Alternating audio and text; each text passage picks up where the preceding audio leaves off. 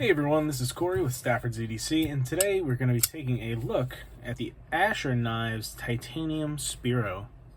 So this is Asher's newest model. If you don't know Asher Knife Company, the owner's name is Justin. He's based across the state from me over in Pittsburgh, and he is a really nice guy. And they make, he has overseas made some really nice, great material budget knives. You're going to be looking at S35 VN or better on all of the models that are currently offered. This one here is a full titanium scaled version of the Spiro, and this is his newest version with the hole in it. So this is S35 VN titanium with bearings, and it is phenomenal. This knife is just great. It's snappy, it is super thin and slicey. The handle's really thin, and it's just awesome. Those who also follow Lefty EDC may have seen the comparison that he made with this, and what he did call it was a budget Roosevelt.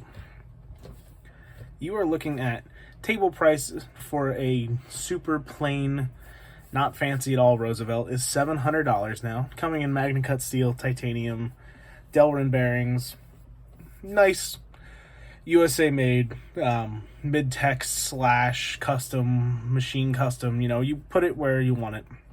In a category, I consider it a custom. Versus this guy, which is similar in terms of thin blade stock with a really nice slicey grind, thin titanium scales, and the big difference being that this is $115 versus the $700 base price of the Roosevelt. Now this one was $570 from Daniel when I won the lottery for it, but of course $570 is still a lot of money compared to $115. This is a phenomenal knife. The ergos are super solid.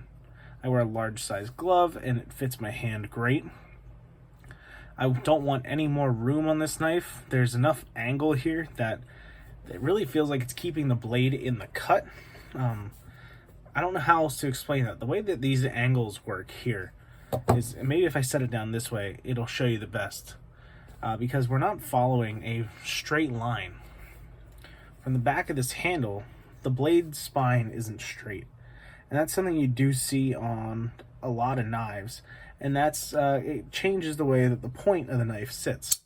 So to compare it to the Roosevelt does a similar thing, but not quite as aggressively, where it slopes downward. And I mean, it does look more aggressive looking on camera here, but it's roughly the same in terms of like distance from the pivot to the point. The Asher might kind of take it by being further over. So I don't really know exactly where I'm trying to get with that explanation, but what I'm saying is when this is in your hand and you're going to cut with it, instead of the blade's not coming out in this direction. It's coming out in this direction here. And that makes a lot of difference when you're cutting. This wants to go into material and it wants to stay in that cut. A lot of times when you're cutting something, you might start with your wrist like this, and by the end, you're kind of cocking your wrist outward to finish that cut when you have something with a straighter spine. But with this, you can get your thumb on that spine and you can just slice, because it's not going to run off the blade. You're running up the edge, not off the edge, if that makes sense with what I'm trying to say here. The action is really nice on bearings as well. There is a funky thing going on with the detent on these, just with not the detent itself. The detent's pretty good. It's just stiff enough, in my opinion, without being too stiff, and the lock bar tension is great. And the weird thing though with the detent is where it rides. I'm not going to be able to get a really good angle on this, but the detent rides super close to the edge of the knife, and right around here there's a little more resistance that you meet. You see how it jumped right there? I'm pushing it. It's smooth, and then it jumps. There's a small little spot where you're rolling over this area on the inside here. Like I said, I'm not really going to be able to show it off per se, but it's just an interesting little spot. The knife, I mean, the detent track is just on the edge of the blade tang, and that's causing that little jump right there where there's just a little cutout right there. And you go through that and it's no problem. And I'm making it look a lot worse than it is, because of course if you depress the lock bar, it flies past that anyway and shakes shut really nice and easy. Super slim. Like I said, still really comfortable in the hand. Nice and good size here on this knife. So slicey with that grind. It is a flat grind here. Maybe not. I might have spoke too soon. Do I have anything flat? Not really. Do a pencil. It is a flat grind. Okay, we're good. Flat grind that is somewhat tall. It's not the entire length of the blade, but it does come all the way up to this ridge that you can see right there. And the blade stock itself is really thin. This, I don't have my calipers handy, and my calipers kind of suck anyway, but the TRM Atom is 0.09, so this is at least 0.09, if not thinner.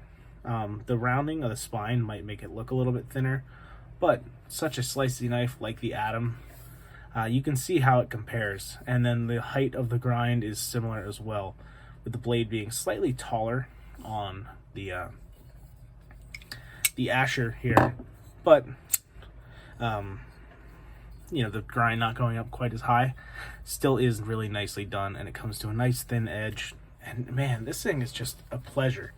It's something that for me is not going to be sticking around just because of similarities to things like the Roosevelt and the Atom and the Neutron, especially with my Neutron wearing titanium scales at the moment.